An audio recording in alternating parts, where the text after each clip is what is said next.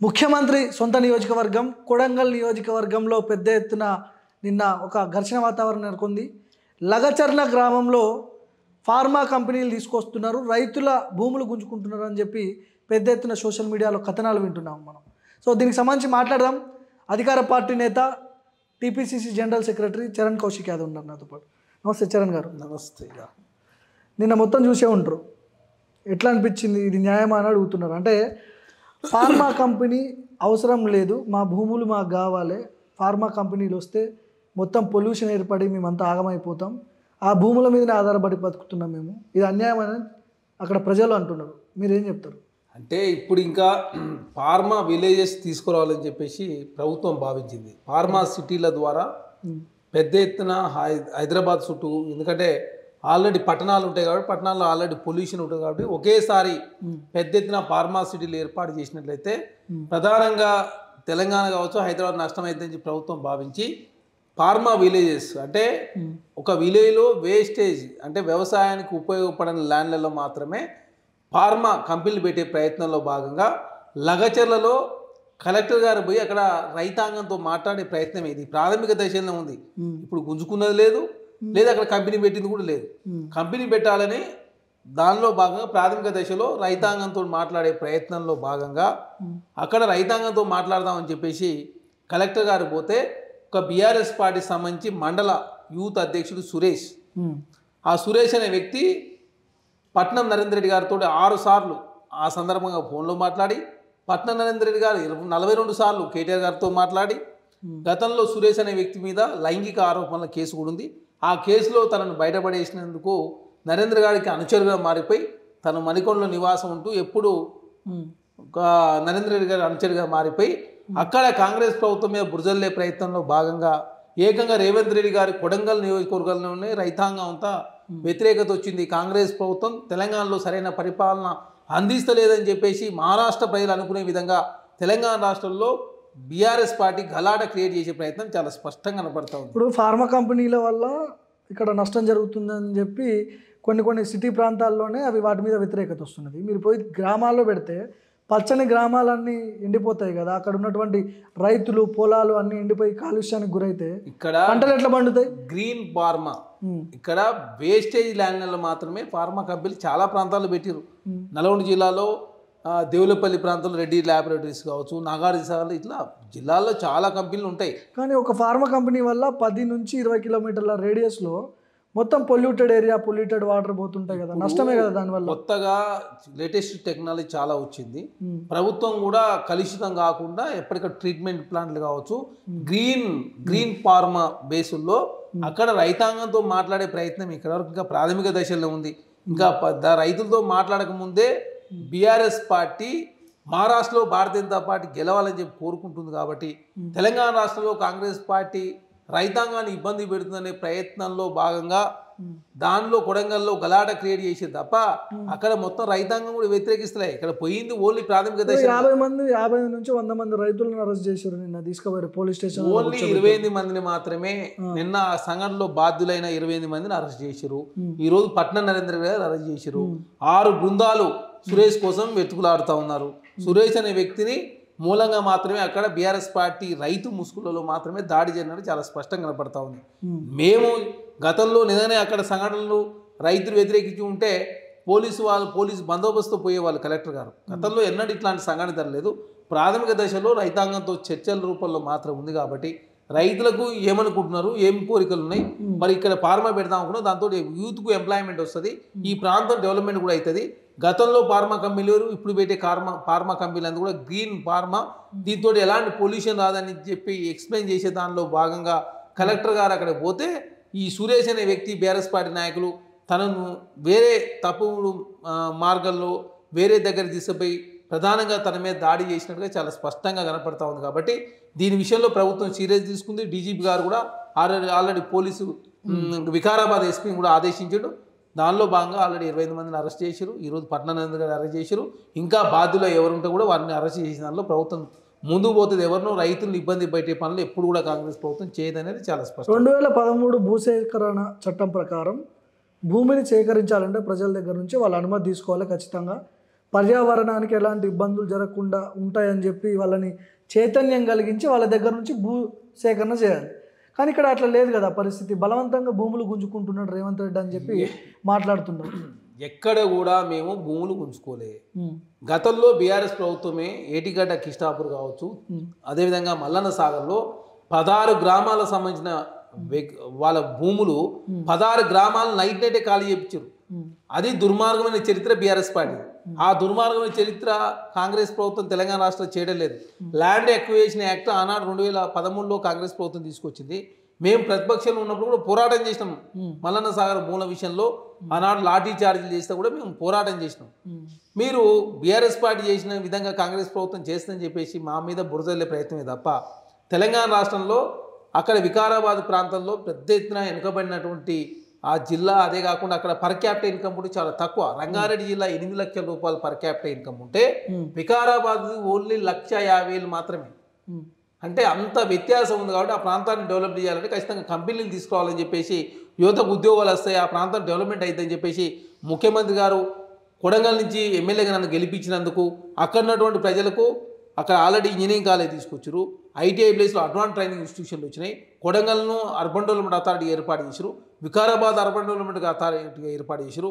అక్కడ చాలా ఇండస్ట్రీ తీసుకొచ్చి డెవలప్మెంట్ చేయాలని దానిలో బాగా సదుద్దేశంతో కాంగ్రెస్ ప్రభుత్వం ముందుకు పోతుంటే ఆదిలోనే అడ్డుకునే ప్రయత్నం బీఆర్ఎస్ పార్టీ చేస్తుంది. ఫార్మా కంపెనీ ముఖ్యమంత్రి అల్లుడిది అని అంటున్నారు కొంతమంది. ముఖ్యమంత్రి అల్లుడి కోసం మొత్తం అమృత్ టెండర్లు కావచ్చు, అది కావచ్చు, ఇది కావచ్చు, కొడంగల్ ప్రజల రక్తాన్ని దానం చేస్తున్నారు అని చెప్పి కేటీఆర్ బీఆర్ఎస్ వర్షన్. కేటీఆర్ అబద్ధాలకు నిలయంగా మారింది. మొన్నటి వరకు అమృత్ టెండర్లో సుధిని సుజన్ రెడ్డి రేవంత్ రెడ్డి గారి సొంత బామ్మారిదని చెప్పిండు. ఏకంగా పాలేరు మాజీ ఎమ్మెల్యే కందాల ఉపేంద్ర రెడ్డి గారు నా అల్లుడు, సుధిని సుజన్ రెడ్డి గారు రేవంత్ రెడ్డి గారు సొంత బామ్మర్ది కాదు, బామ్మర్దే కానీ సొంత బామ్మర్ది కాదు, వాళ్ళ సొంత బామ్మర్ది జయప్రకాష్ అని చెప్పేసి తానే చెప్పిండు కదా. తనకు జైపాల్ రెడ్డి గారి తర్వాత సెకండ్ పద్మారెడ్డి గారి కూతుర్ని రేవంత్ రెడ్డి గారు చేసుకున్నారు. వారి తర్వాత ఉన్నటువంటి మనోహర్ రెడ్డి గారి అల్లుడు, మనోహర్ రెడ్డి గారి కొడుకే సుజన్ రెడ్డి అని చెప్పేసి ఉపేంద్ర రెడ్డి ఒప్పుకున్న తర్వాత, మీ పార్టీ నాయకుడు ఒప్పుకున్న తర్వాత మీ పార్టీకి సంబంధించిన నాయకుడికి కాంట్రాక్ట్ వస్తే దాన్ని మా మీద నెట్టే ప్రయత్నం చేస్తే ఏమన్నా ధర్మమా? అదే కాదు, ఇంకోటి ఏం చెప్తుండ్రు, 2 కోట్ల లాభం ఉన్న కంపెనీకి ఎట్లా ఇస్తారంటారు. లాభం మీద టెండర్లు ఇయ్యరు కదా, టర్న్ ఓవర్ మీద ఇస్తారు. అంటే దానికి ఆ కంపెనీకి గతి లేదు. గతంలో అదే 2-3 కోట్లతో నడిచిన కంపెనీ ప్రజల్ని 100 కోట్ల కాంట్రాక్ట్ ఎట్లా ఇస్తారు అంటారు. ప్రజల్ని తప్పుదో పట్టించే ప్రయత్నం బీఆర్ఎస్ పార్టీ చేస్తా ఉంది. సోషల్ మీడియా వేదికగా నెలకు 6 కోట్ల రూపాయలు ఖర్చు పెడుతున్నారు. వాళ్ళకి టీ న్యూస్ ఉంది, నమస్తే తెలంగాణ ఉంది, చాలా యూట్యూబ్ ఛానల్స్ ఉన్నాయి. మంచిగా తెలంగాణ రాష్ట్రంలో అబద్ధాలు ప్రచారం చేసే దాంట్లో కేటీఆర్ గారికి భారతరత్న ఇచ్చినా కూడా తక్కువే.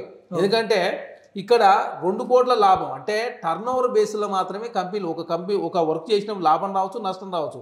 నీకు టర్న్ ఓవర్ చూసి ఇస్తారు తప్ప ఇక్కడ లాభం మీద ఇవ్వరు కదా. అంటే కేటీఆర్ గారు ప్రజలను తప్పుదో పట్టించే ప్రయత్నం, ప్రజలను గందరగోళం క్రియేట్ చేసే ప్రయత్నం కేటీఆర్ గారు చేస్తూ ఉన్నారు. ఇక్కడ జాయింట్గా వేసినటువంటి టెండరు, దానిలో కేంద్ర ప్రభుత్వం సంబంధించి 110 కోట్ల రూపాయలు. రేవంత్ ఫ్యామిలీకి ఎట్లాంటి సంబంధం లేదంటారా ఈ కాంట్రాక్ట్ విషయంలో? కాంట్రాక్ట్ కానీ ఈ ఫార్మాసిటీ భూముల వివరం కానీ రేవంత్ రెడ్డి గారి కుటుంబానికి సంబంధం లేదు. కానీ బీఆర్ఎస్ పార్టీకి సంబంధించి ప్రతిసారి కుటుంబం అని కాంగ్రెస్ పార్టీ అంటుంది కదా, ఇలా కుటుంబాన్ని తీసుకొస్తే ప్రజల్లో తొందరగా ప్రజల చర్చ అవుతుందని చెప్పేసి కేటీఆర్ గారు భావించి అనవసరంగా రేవంత్ రెడ్డి గారి కుటుంబాన్ని రాజకీయాలు తీసుకొచ్చే ప్రయత్నం, ఏదో తక్కువ టెండర్లు ఎలిజిబుల్ లేకుండా టెండర్లు ఇస్తుందని చెప్పే ప్రయత్నం, ఫార్మా భూములో రేవంత్ రెడ్డి గారు అల్లుడు దోషిపెడుతుందని చెప్పే ప్రయత్నాన్ని కేటీఆర్ గారు ఎస్టాబ్లిష్ చేస్తూ ఉన్నారు. దాన్ని ప్రజలు నమ్మరు. ఎందుకంటే బీఆర్ఎస్ పార్టీ చేసిన తప్పులు మేము కాంగ్రెస్ పార్టీకి చేయం. ఎక్కడ కూడా ప్రజాస్వామ్యయుతంగా ప్రజాస్వామ్యబద్ధంగా ఎవరికైతే టెండర్లలో ఎలిజిబిలిటీస్ ఉండి ఎవరైతే తక్కువ పోటీ చేస్తారో వారికి మాత్రం టెండర్లు ఇస్తారు. ఇక్కడ అదే కాకుండా ఢిల్లీలో మనోహర్ లాల్ ఖట్టర్ గారు కలిసారు అమృత్ టెండర్లో.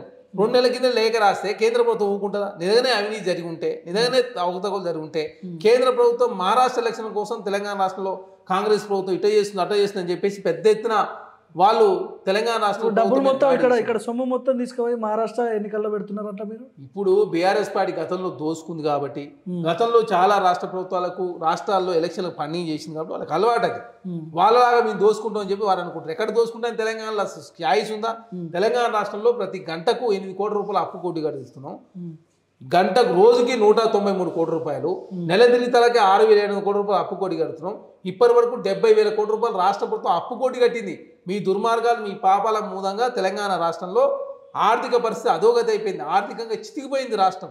అట్లాంటి రాష్ట్రాన్ని ఆర్థికంగా గట్టెక్కించే ప్రయత్నంలో భాగంగా కాంగ్రెస్ ప్రభుత్వం ముందుకు పోతా ఉంది. కేంద్రం నుంచి సహకారం లేదు, రాష్ట్రంలో గత ప్రభుత్వం మొత్తం అప్పులు కుప్ప చేసిపోయింది. కాబట్టి అవన్నీ సరిదిద్దే ప్రయత్నం చేస్తుంటే కాంగ్రెస్ ప్రభుత్వాన్ని చూసి ఓరలేక మంచి ప్రజాధనిక పాలన అందిస్తున్నారు. 50,000 ఉద్యోగాలు నింపిరీలు, 18,000 కోట్ల రుణమాఫీ చేసిరు. తెలంగాణ రాష్ట్రంలో టీచర్లకు 21,000 మందికి ప్రమోషన్లు ఇచ్చిరు. తెలంగాణ రాష్ట్రంలో ధర్నాలు చేసుకునే అవకాశం ఇచ్చిరు. పోలీసు వాళ్ళు కూడా ధర్నాలు చేసుకునే అవకాశం తెలంగాణ రాష్ట్రంలో ప్రజాప్రభుత్వంలో ఉందంటే ఎంత డెమోక్రటిక్ వేలో లగచర్ల గ్రామ ప్రజలు అధికారుల మీద దాడి చేసేంత ఆగ్రహంతో ఎందుకున్నట్టు, దాడి చేసేంత ఏం చేశారు అంతగానో మీరు? లగచర్ల గ్రామ ప్రజలు ఎవరు కూడా పోలీసు రైతులు కాదా దాడి చేసింది? బీఆర్ఎస్ వాళ్ళు, బీఆర్ఎస్ ముసుగులో ఉన్నటువంటి రైతులు, బీఆర్ఎస్ పార్టీ ముసుకేసి ఇది రాజకీయ కుట్రకోణం దాగి ఉంది. మహారాష్ట్ర ఎలక్షన్ లో భారతీయ జనతా పార్టీ గెలిపించాలా, కాంగ్రెస్ ప్రభుత్వం తెలంగాణ రాష్ట్రం విఫలమైందని చెప్పే ప్రయత్నంలో భాగంగా తెలంగాణ రాష్ట్రంలో కాంగ్రెస్ ప్రభుత్వాన్ని బలహీనపరిచే ప్రయత్నం కేటీఆర్ గారు చేస్తూ ఉన్నారు. అందుకే ఈరోజు పట్నం నరేంద్ర రెడ్డి గారు అరెస్ట్ అయ్యాడు. ఖచ్చితంగా కార్ రేసింగ్ వ్యవహారంలో హరీష్ రావు గారు అరెస్ట్ కాబోతుండు. బీఆర్ఎస్ పార్టీ నాయకులంతా కూడా ఫోన్ ట్యాపింగ్ లో ఆల్రెడీ చిరుమర్తి లింగయ్య గారు నోటీస్ వచ్చింది. ఇంకా 3-4 ఎమ్మెల్యేలు కూడా నోటీసు రాబోతా ఉంది. ఖచ్చితంగా తెలంగాణ రాష్ట్రంలో వాళ్ళు చేసినటువంటి తప్పులు అన్ని ఇన్ని కావు, ఒకరి తర్వాత ఒకరు జైలుకి పోతానికి సిద్ధంగా ఉండాలి. ఖచ్చితంగా కాంగ్రెస్ ప్రభుత్వంగా మేము కూడా సహనం ఓపికతో వెయిట్ చేస్తా ఉన్నాం. ఎందుకంటే ప్రజాస్వామ్యయుతంగా ప్రజాస్వామ్యబద్ధంగా ఉండాలి. ప్రజాస్వామ్యంలో చట్టం తన పని తాను చేసుకుంటూ పోతాను ఓపికతో ఉన్నాం తప్ప వాళ్ళలాగా రాజకీయాల కక్ష కార్యాలకు పోయే అవకాశం ఉంటే వరకు ఎప్పుడో కేటీఆర్ మీరే చెప్తున్నారు కదా, ఒకళ్ళ తర్వాత ఒకళ్ళు జైలుకు పోతారు, కేటీఆర్ అరెస్ట్ కాబోతున్నా అని చెప్పి. ఇది రాజకీయ కక్ష కాదు. రాజకీయం ఎందుకు అవుతుంది? అధికారంలో ఉన్నారు కాబట్టి చెప్తున్నారా? ఇక్కడ ఆల్రెడీ ఏసీబీ విచారణ జరుగుతుంది. ఇక్కడ కార్ రేసింగ్ వ్యవహారంలో 55 కోట్ల రూపాయలకు సంబంధించి 23 కోట్ల రూపాయలు ఒకసారి ట్రాన్స్ఫర్ అయినాయి విదేశీ అకౌంట్లకి. ఇంకొక 23 కోట్ల రూపాయలు ఎలక్షన్ కోడ్ అమల్లోకి వచ్చినప్పుడు ట్రాన్స్ఫర్ చేసారు. ఎలక్షన్ కోడ్ అమల్లో ఉన్నప్పుడు సెంట్రల్ ఎలక్షన్ కమిషన్ అనుమతి తీసుకోవాలా. ఫస్ట్ సారి ట్రాన్స్ఫర్ చేసేటప్పుడైనా, సెకండ్ సారి ట్రాన్స్ఫర్ చేసేటప్పుడైనా హెచ్ఎండిఏ బోర్డు అనుమతి తీసుకోవాలా. ఈ 2 అనుమతులు తీసుకోకుండా ట్రాన్స్ఫర్ ఎందుకు చేసినని చెప్పేసి అరవింద్ కుమార్ గారిని అడిగితే కేటీఆర్ గారు మౌఖిక ఆదేశాలు నాకు ఇచ్చిండు, నేను ట్రాన్స్ఫర్ చేసిన చెప్పిండు. ఇక్కడ ఆధారాలు ఉన్నాయి. ఇప్పుడు స్వయంగా కేటీఆర్ తెలంగాణ భవన్లో ప్రెస్ మీట్ పెట్టి దీనికి కర్త కర్మ క్రియ నేనే, మొత్తం బాధ్యుని నేనే, దమ్ముంటే అరెస్ట్ చేసుకుని ఏజెన్సీ వచ్చినా కూడా రెడీగా ఉండాలి. మీరు బాధ్యులు మీరే. మేము ఇక్కడ 17A కింద గవర్నర్ గారిని అనుమతి కోరినాం. తెలంగాణ రాష్ట్రంలో అనుమతి కోరినాం. గవర్నర్ గారు అనుమతి ఇస్తే ఏసీ వాళ్ళు విచారణ చేస్తారు. విచారణ చేసిన తర్వాత అరెస్ట్ అవ్వడం ఖాయం. ఇది గ్రహించినటువంటి కేటీఆర్ గారు నన్ను కాంగ్రెస్ ప్రభుత్వం కుట్రలో ఇరికిస్తుంది అని చెప్పి ప్రజల్ని అప్రమత్తం చేసే ప్రయత్నం. నేను ముందుగానే చెప్పిన కాంగ్రెస్ ప్రభుత్వం అరెస్ట్ చేస్తుంది, ముందుగానే చెప్పిన అది కాంగ్రెస్లో ప్రభుత్వం రాజకీయ కుట్ర కోణంలో అరెస్ట్ చేసిందని చెప్పే ప్రయత్నం కేటీఆర్ గారు చేస్తూ ఉన్నారు. ఖచ్చితంగా కార్ రేసింగ్ వ్యవహారంలో కేటీఆర్ గారు ముద్దాయిగా దొరికిపోయిండు. అరవింద్ కుమార్ గారు వాంగ్మూలం ఇచ్చిండు. ఇక్కడ బీఆర్ఎస్ పార్టీ నాయకులు కమిషన్ రూపంలో, ఎందుకంటే కాళేశ్వరంలో కమిషన్ విచారణ చివరి దశ చేరుకుంది. యాదాద్రి భద్రాద్రి పవర్ ప్లాంట్ కొనుగోలు వ్యవహారంలో కావచ్చు, నిర్మాణంలో కావచ్చు చివరి దశ చేరుకుంది. ఇక్కడ టెలిఫోన్ ట్యాపింగ్ వ్యవహారంలో సిట్టు విచారణ జరుగుతూ ఉంది. ఇక్కడ గొర్రెల స్కామ్ కావచ్చు, అదేవిధంగా కార్ రేసింగ్ వ్యవహారంలో ఏసీ విచారణ జరుగుతూ ఉంది. ధరణి రిపోర్ట్ కూడా ప్రభుత్వం దగ్గర చేరింది. కాబట్టి అన్ని వ్యవహారాల్లో చాలా మంది బీఆర్ఎస్ పార్టీ సంబంధించిన మంత్రులు, ఎమ్మెల్యేలు ఆనాడు ప్రజాస్వామ్యం లేకుండా పెద్ద ఎత్తున దోపిడీ పాల్పడరు. ప్రభుత్వ భూములు గుంజుకురు, ప్రైవేట్ వ్యక్తుల భూములు గుంజుకురు, పోలీసు రాజ్యం నడిచింది. కాబట్టి ఈ అన్ని కేసులలో అరెస్ట్ అవకాశం కాదు. ముందస్తుగా కాంగ్రెస్ ప్రభుత్వం ఇట్లా చేస్తుంది, అట్లా చేస్తుందని చెప్పేసి మేము చెప్పింది నిజమైందని చెప్పే ప్రయత్నం వారు చేస్తాం. ఇప్పుడు చివరిగా చెప్పండి, లగచర్ల గ్రామ ప్రజలకు ఏం చెప్తారు మీరు? ఫార్మా కంపెనీ మాకొద్దు, మా భూములు మాకు కావాలి, మేము ఇవ్వమంటున్నారు డైరెక్ట్. మీరు అయినా పెడతామని మీరు అనుకుంటున్నారా? లేలే, ఇక్కడ లగచర్ల గ్రామ ప్రజలకు వాస్తవ విషయాలు వివరించే దానిలో ఖచ్చితంగా ప్రభుత్వం ముందుకు పోతుంది. ప్రభుత్వంకి అదేవిధంగా ప్రజలకు తప్పుదోవ పట్టించే ప్రయత్నం బీఆర్ఎస్ పార్టీ చేస్తూ ఉంది. అవేర్నెస్ కల్పిస్తారు. ఒకనాడు ఫార్మా కంపెనీలు వేరు, ఈనాడు ఫార్మా కంపెనీలు వేరు. ఫార్మా కంపెనీలతో వాళ్ళకి ఏం పొల్యూషన్ కావచ్చు, భూములు గుంజుకుంటారని వారు అనుకుంటా ఉన్నారు.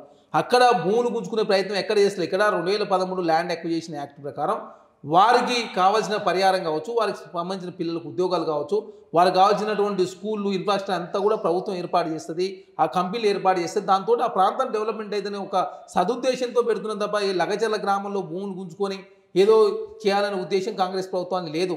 ఆ ప్రాంతం డెవలప్మెంట్ చేయాలా, ఆ ప్రాంతంలో ఉద్యోగాలు రావాలా, ఆ ప్రాంతం తెలంగాణ రాష్ట్రంలో ఒక గర్వించదగ్గ ప్రాంతంగా ఉండాలని చెప్పేసి రేవంత్ రెడ్డి గారు కోరుకుని కొడంగల్ ప్రాంతం నా ప్రాంతాన్ని డెవలప్ చేసుకోవాలని చెప్పేసి తను ముందుకు పోతుంటే కేటీఆర్ గారు దురుద్దేశంతో పట్నం నరేంద్ర రెడ్డి గారిని అడ్డు పెట్టుకొని సురేష్ అనే ఒక వ్యక్తి ప్రోద్బలంతో ఖచ్చితంగా కలెక్టర్ గారి మీద దాడి చేశారు కాబట్టి ఖచ్చితంగా దాడికి విషయంలో పోలీసు వాళ్ళు ఆల్రెడీ చేజిస్తూ ఉన్నారు. ఖచ్చితంగా ఎవరున్నా కూడా వదిలిపెట్టే ప్రసక్తే లేదు.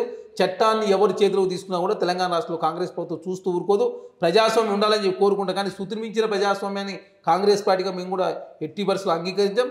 ఖచ్చితంగా ప్రతి చర్యలు తీసుకునే దానిలో పోలీసు వారు ఆల్రెడీ కేసులు పెట్టి 22 మంది అరెస్ట్ అయ్యారు. ఈరోజు పట్నానందరు అరెస్ట్ అయ్యారు. సురేష్ వచ్చిన తర్వాత పూర్తి వివరాలు తెలుస్తాయి కాబట్టి ఖచ్చితంగా వెయిట్ చేసే ధోరణిలో కాంగ్రెస్ ప్రభుత్వం ముందుకు పోతాం.